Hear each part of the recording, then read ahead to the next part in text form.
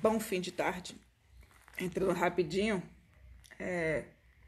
para fazer alguns apontamentos acerca de algo que tem preocupado a categoria muito, que é a questão do retorno às aulas nesse período pós-pandemia, né? Aparentemente no Brasil a gente não vai ter um retorno pós-pandemia, nós teremos um retorno em pico de pandemia. Isso tem deixado as colegas muito preocupadas. A gente trouxe uma matéria aí do SBT mostrando a experiência, porque tudo nesse momento é de experiência, né? É de vamos fazer, vamos colocar em prática e vamos ver se dá certo, né? É um pouco complexo a gente falar isso, porque parte muito de um ponto onde a gente está fazendo experiência com vidas, né? Com vidas de crianças ainda por cima, né? Uma escola mostrava uma estrutura criada com um investimento aí de 50 mil de uma rede de ensino, é melhor a gente não citar nome, onde a criança passa por um tapete para higienizar os pés, né? Depois ela tem esse tênis passado uma solução, né? 50% do aluno volta e 50% fica em casa. E as crianças que estão em casa ficam acompanhando essa aula na escola, nessa estrutura escolar, a partir do celular que é posto à frente da professora. As crianças ficam espaçadas, cada um em sua cadeira, utilizando máscaras. Eu sei que tem muita gente que tem um olhar superficial sobre a situação e muita gente que tem um olhar muito emocional sobre a situação. E a gente não pode nem ir para um extremo nem para outro. Existem as necessidades, existem as demandas, existem os estados, alguns espaços onde está se trazendo uma flexibilização de quarentena no momento que a gente está numa pandemia. Existem realidades e realidades. Existe a realidade da escola pública e da escola particular. Essa é uma escola particular. A gente colocava que para implementar um retorno presencial nesse momento, sem retrocesso para a educação infantil, é algo impossível. Não tem como, não dá para fazer, não tem condições. A educação infantil, de acordo com os documentos oficiais, ela parte das interações e das brincadeiras, das experiências, para que essas crianças se desenvolvam, para que essas crianças, né, possam de fato ser atendidas, além de assistidas, elas possam ser educadas e cuidadas. E dentro desse sistema de retorno em meio à pandemia, isso é algo impossível. Não é que é difícil, não é que dá para fazer mais ou menos, não dá para fazer. De acordo com a base, não. De acordo com as diretrizes, não dá. Só tem uma forma de retorno e é um retorno tradicionalista. Um retorno de ensino infantil e não de educação infantil. Isso dá para fazer. A única coisa que você pode achar que realmente dá para fazer nesse momento é isso. É você promover um retrocesso educacional em relação à educação infantil, trazer essas crianças para dentro dos centros de educação, colocá-las todas a um metro ou 2 metros de distância cada uma, né, da outra, né, fazer essa espécie de roleta russa com a vida da criança, porque é realmente extremamente difícil manter o ambiente totalmente higienizado, né? Crianças que chegam de casa não vão trocar de roupa, vão lavar o tênis, ok, mas a roupa tá ali, a roupa tá intacta. Qualquer vírus que tenha na roupa permanece na roupa. Essa criança vai entrar, não vai poder se aproximar. Essa criança vai entrar, não vai poder falar de perto. Essa criança vai ficar sentada na sala de aula olhando o professor que está dando aula.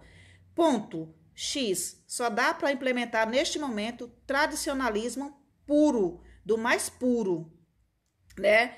E do mais nocivo, eu diria. É óbvio que a gente precisa olhar toda uma questão social, toda uma questão de escolas que estão para fechar. As pessoas responsáveis pela escola particular, elas estão pedindo uma retomada nesse momento porque elas acreditam que tem estrutura para isso, né? E a estrutura é isso que elas colocam. A gente tem essa estrutura física, a gente vai medir temperatura, né? A gente vai higienizar a mão, a gente vai lavar tênis, vamos colocar as crianças a 1 metro de distância uma da outra e vamos continuar trabalhando para que a escola não feche. Quando essas associações de escolas particulares elas falam de grande porte, porque a escola de pequeno porte é uma escola que já está fechada. A escola de pequeno porte não tem condições.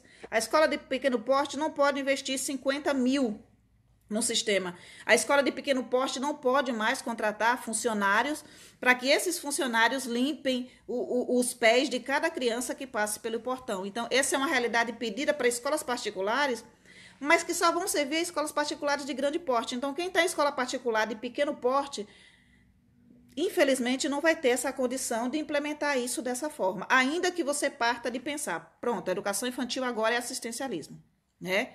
A educação infantil agora é assistencialismo puro.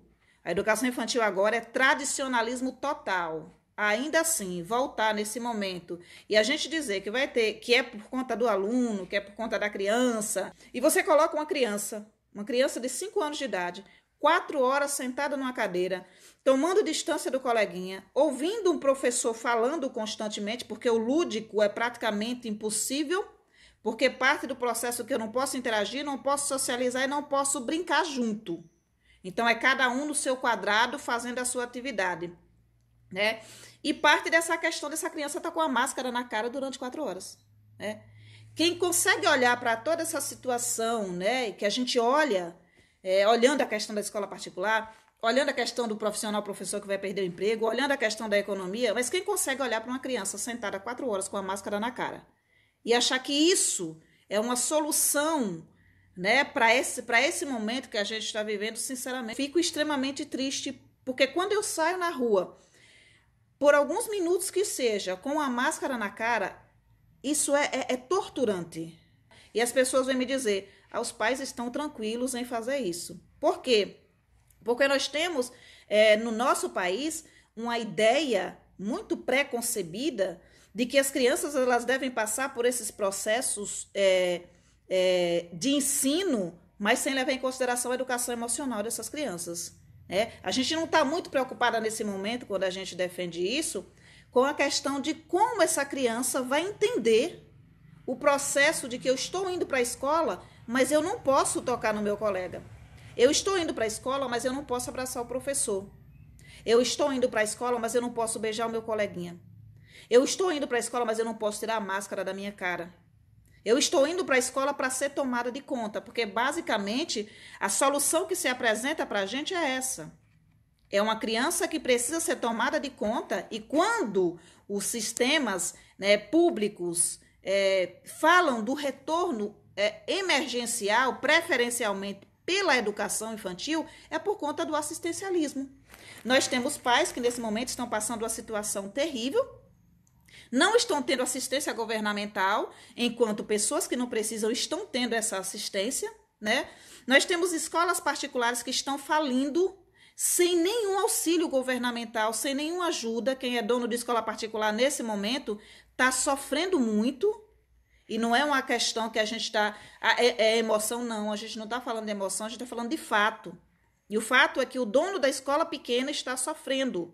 E se ele tiver que abrir para implementar todo um protocolo, ele vai ter que gastar horrores com produto de limpeza. Ele vai ter que contratar mais funcionário. E sozinho ele não consegue isso. Ele vai ter que conversar com os pais para ter 50% do efetivo dele em sala de aula e mais um terceiro ponto que a gente coloca. Que é muito importante que se coloque. Um professor que está sendo massacrado. Porque a gente só olha para essa nuvem de beleza que é mostrada dentro de uma reportagem, né, dentro de um jornal, de uma grande emissora de televisão. Mas a gente não olha as horas e horas que esse professor está tendo que ter cuidado com o aluno presencial e com o aluno que está, né, nesse ensino EAD. Então, esse professor está tendo que se desdobrar para que ele atenda essa criança presencial e essa criança de casa. E uma mãe que chega numa porta de uma escola e diz, eu estou plenamente, né, confiante de que isso daqui é o melhor para o meu filho neste momento, é alguém que não está pensando realmente na questão emocional do processo. O pensamento é só, minha filha vai perder em aprendizagem, o meu filho vai perder em aprendizagem, mas que aprendizagem é essa? De que forma essa aprendizagem está se dando? Quem está ganhando com isso e quanto a gente tem a perder com isso? A questão das aulas remotas, das atividades remotas, são extremamente difíceis de se implementar. Realmente a gente observa o todo e a gente pensa, isso não dá, Isso é ruim, isso é aquilo, mas o pior é você, no momento em que você está com a curva ascendente, você nem chegou no pico da pandemia, você pensar numa reabertura de escolas, como a gente viu nesse momento. Isso é extremamente absurdo de se ver, de se enxergar. E não importa se é de escola pública ou se é de escola particular. Porque no processo a gente precisa pensar em uma coisinha básica. É só uma palavra: criança. A gente só precisa pensar nisso, na criança. Como que a criança chega até essa escola? Como que essa criança fica 4 horas com a máscara na cara? Como que essa criança fica dentro do espaço de educação infantil sem interagir, sem brincar? Como que a gente faz isso? Como isso vai afetar as nossas crianças emocionalmente, psicologicamente? O que é que as crianças vão pensar disso? Então, a gente entende todas as questões financeiras, todas as questões econômicas, tudo que se coloca à nossa frente enquanto desafio do que a gente vai fazer em termos de educação. A gente fez um artigo no site falando sobre esse retorno pós-pandemia. Quem quiser ler o artigo, tá lá. Né? Então, a gente fala do ponto de que implementação de EAD foi um processo doloroso, tem sido um processo doloroso, está sendo muito mais exaustivo para professor de escola particular. Professor de escola pública, neste momento, concursado, não está sofrendo a pressão que o professor da escola particular está sofrendo. Não achem que vocês estão, porque vocês não estão. Vocês estão recebendo os seus salários, ótimo, que bom. Vocês estão tentando implementar aquilo que foi uma experiência, e é uma experiência, é bom que se coloque isso, é uma experiência. Vocês estão implementando um sistema que foi iniciado por uma escola particular. E isso já vem sendo algo que não é o mais indicado para a escola pública, mas ok. A gente aceita que é um paliativo, a gente não tem outra coisa para fazer, só tem isso aqui. Mas o retorno para o professor da escola pública vai ser devastador. O retorno para o professor da escola pública vai ser 2 vezes pior do que o professor da escola particular tem passado nesse momento. Você que está na escola particular está passando por todo esse processo, implementando desde o início uma carga horária. O professor da escola pública não tem a mesma estrutura para lidar e não tem as mesmas cobranças que você agora, mas no momento de voltar para a sala de aula, com escolas particulares pequenas falidas, porque o governo não está se importando com essas pequenas empresas. As pequenas empresas, escolinhas de bairro, estão sofrendo, o pão que o diabo amassou, e estão perdendo completamente o senso é desespero total. Nesse momento é isso, é desespero total. É pedindo ao governo que, pelo amor de Deus, dá uma solução para a escola particular. Dá uma solução para esses professores que vão ficar sem emprego, dá uma solução para essas pequenas escolas, porque quando a gente fala de escola particular, a gente não está falando de escolinha de bairro, não.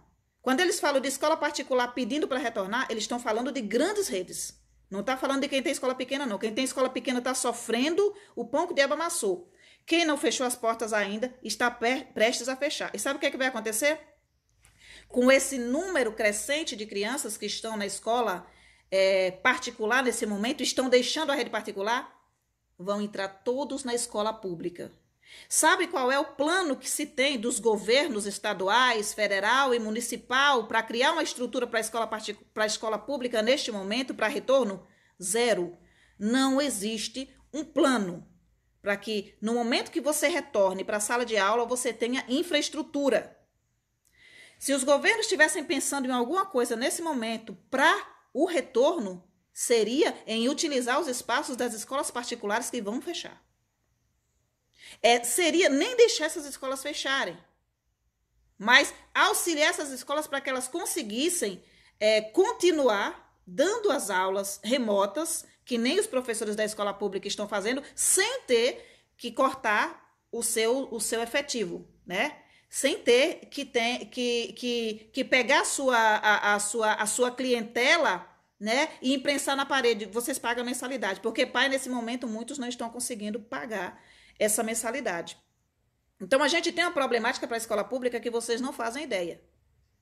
Isso quando a gente fala de educação infantil, principalmente educação infantil pós-pandemia, a gente tem uma problemática que não vai se resolver com meia dúzia de ações e com meia dúzia de emoção e de calor da hora e de dar para fazer, porque em tal lugar faz, é só lavar os tênis. Uma coisa é eu pegar uma escola de pequeno porte, a escolinha ali, pequena, que se trata aí com 100 alunos, com 200 alunos, e conseguir higienizar o pé de 100 alunos, de 50 alunos. Outra coisa é a gente ter aquela escola pública com aquele tropé de 400, 500 crianças entrando porta dentro, usando os banheiros, saindo de banheiro, limpando o nariz.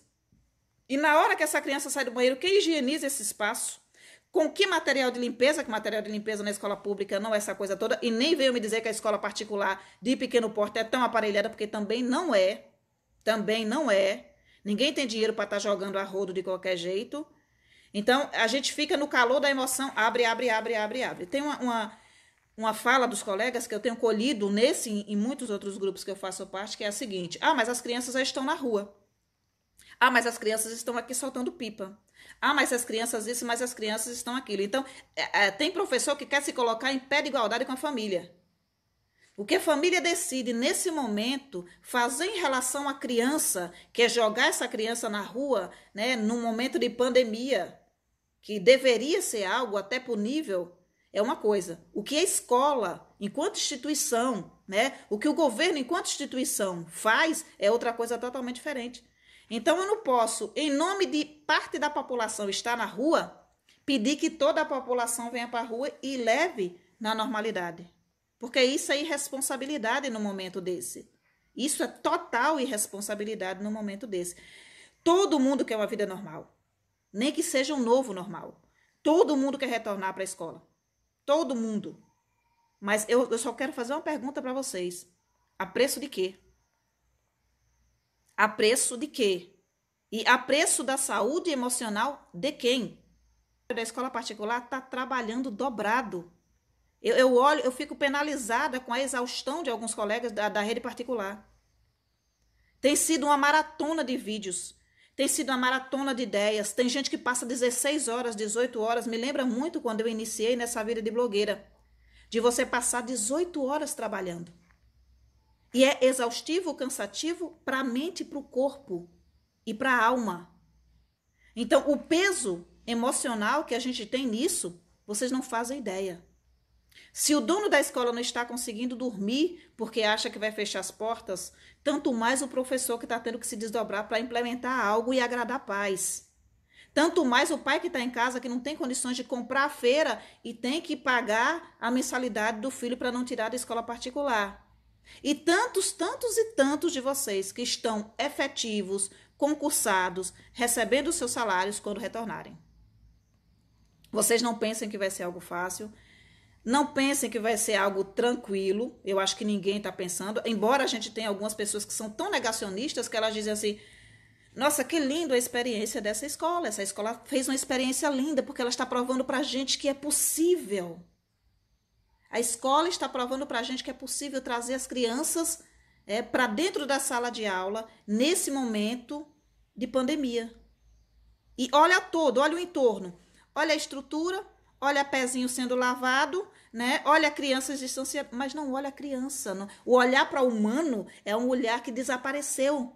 No meio dessa estrutura, né? De toda essa estrutura de lava-pé, de lava-mão, de põe álcool em gel, de mede temperatura, existe o material humano. E o material humano parece que diante do desespero, da angústia, da revolta, da vontade de retornar à sala de aula, desapareceu.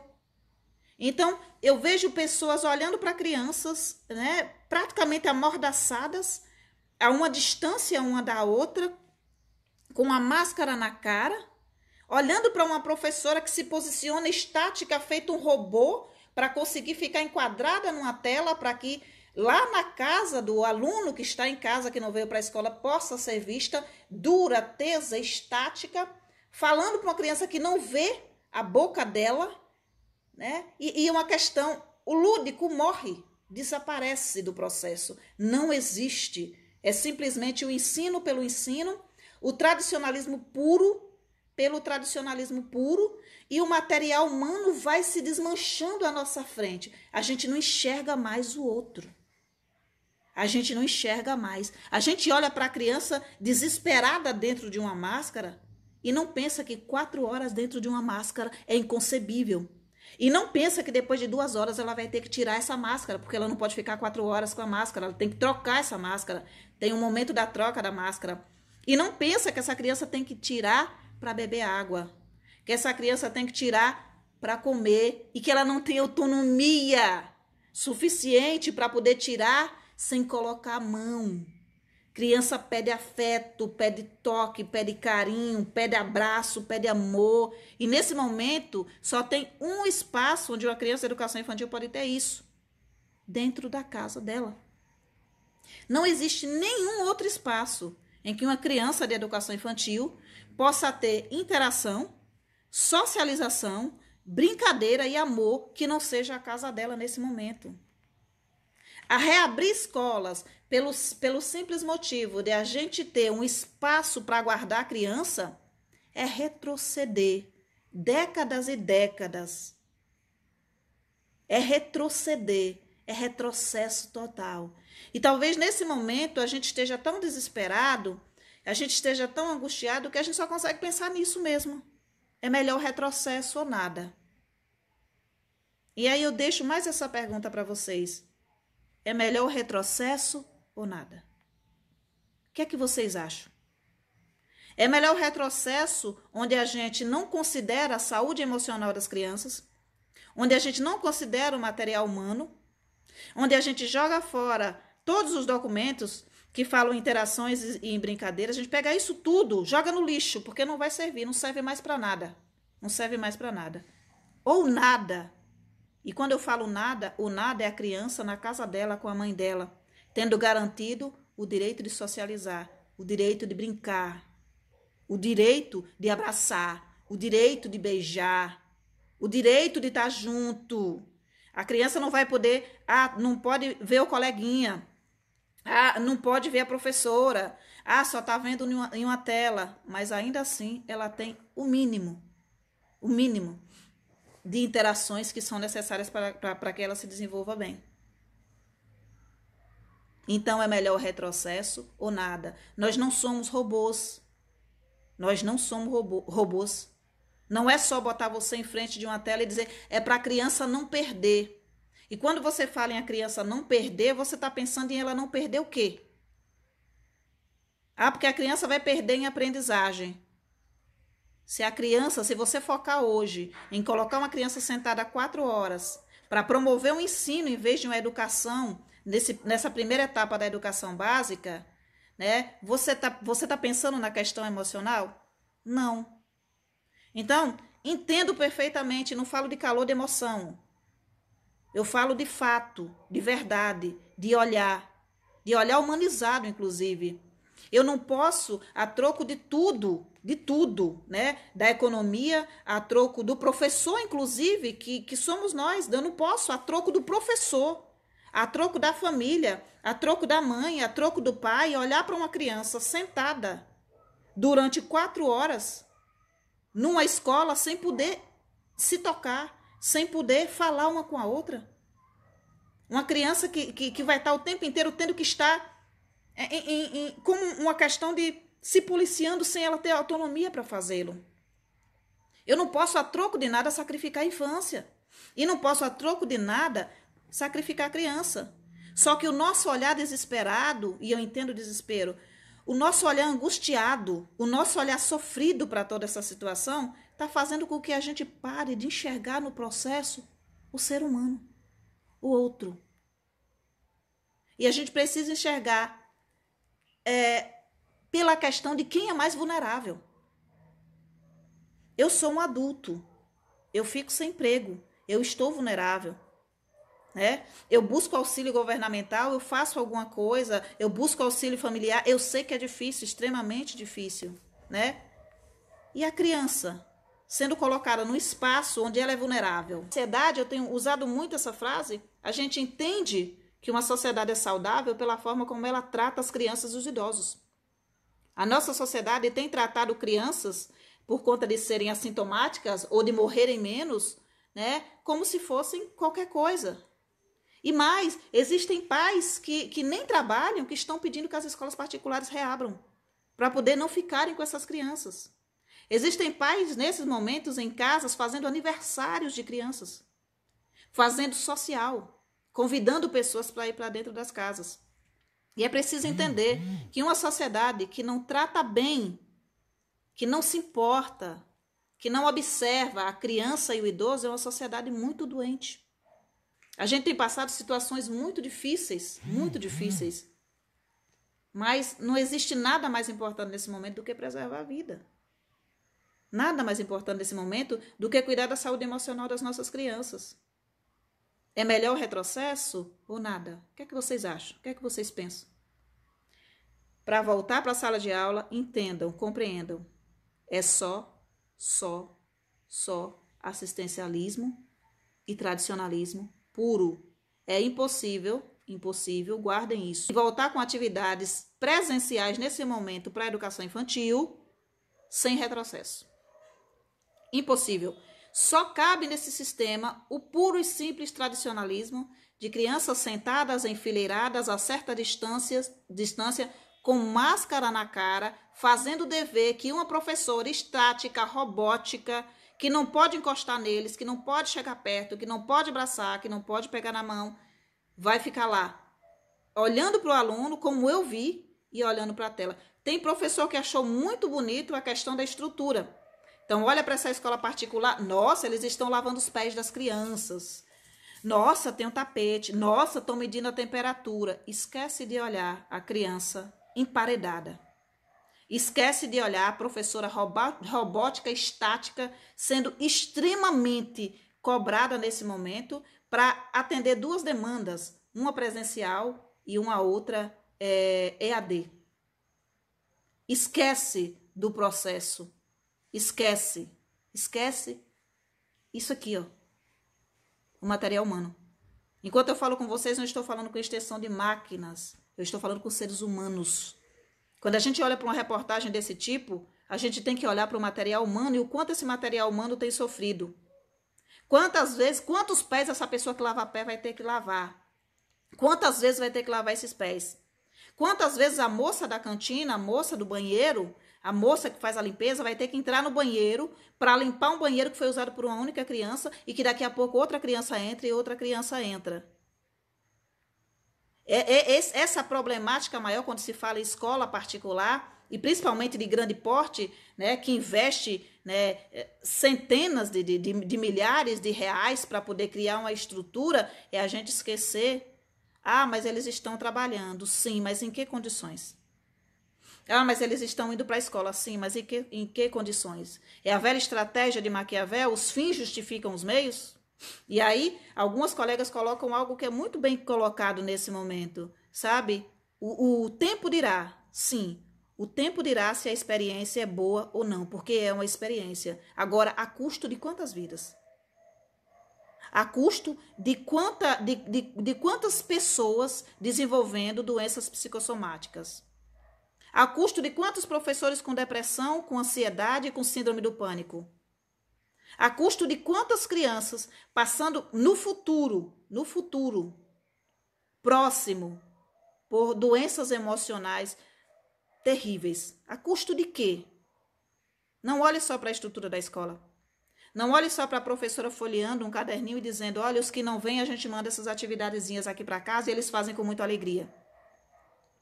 Uma coisa é eu falar para vocês, tenho essa sugestão de atividade que vocês podem implementar e pode ser que dê certo.